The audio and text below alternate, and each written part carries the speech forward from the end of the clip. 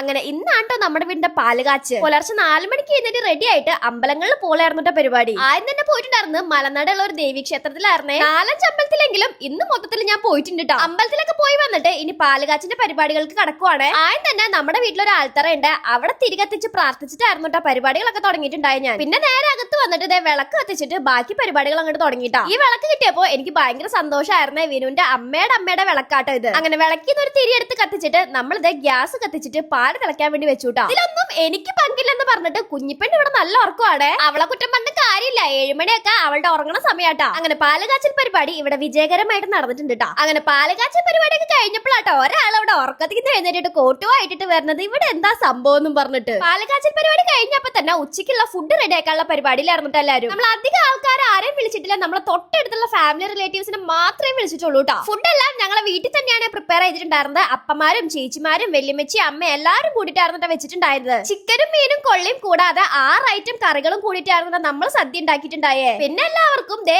ഇല ഇട്ടിട്ട് ഭക്ഷണം വിളമ്പി തുടങ്ങിയിട്ടാ. കുറെ ആൾക്കാർ കമന്റിൽ ചോദിച്ചിട്ടുണ്ടായിരുന്നു ഇത് സ്വന്തമായിട്ട് മേടിച്ചതാണോ അതോ റെന്റ് ആണോ. ഇത് ഞങ്ങൾ സ്വന്തമായിട്ട് മേടിച്ചതാട്ടാ. പിന്നെ എന്താന്ന് വെച്ചാല് ഇത് വിനുവിന്റെ കുടുംബ വീടാട്ടാ. വിനു ജനിച്ച് വളർന്ന വീടാട്ടോ ഇത്. എന്റെ ചില വീഡിയോസിലൊക്കെ ഈ വീട് ഞാൻ മുന്നേ അവിടെ ഇവിടെയൊക്കെ ആയിട്ട് കാണിച്ചിട്ടുണ്ട്. പിന്നെ കല്യാണം കഴിഞ്ഞ് ഞാൻ വലതുകാലം എടുത്ത് വെച്ച് കയറി വന്ന വീടും ഇത് തന്നെയാണ് കേട്ടോ. അങ്ങനെ ഫുഡൊക്കെ കഴിച്ചിട്ട് വൈകുന്നേരം ആയപ്പോ എല്ലാവരും പോയിട്ടാ. പത്രമുള്ള ഗൈസ് ബൈ.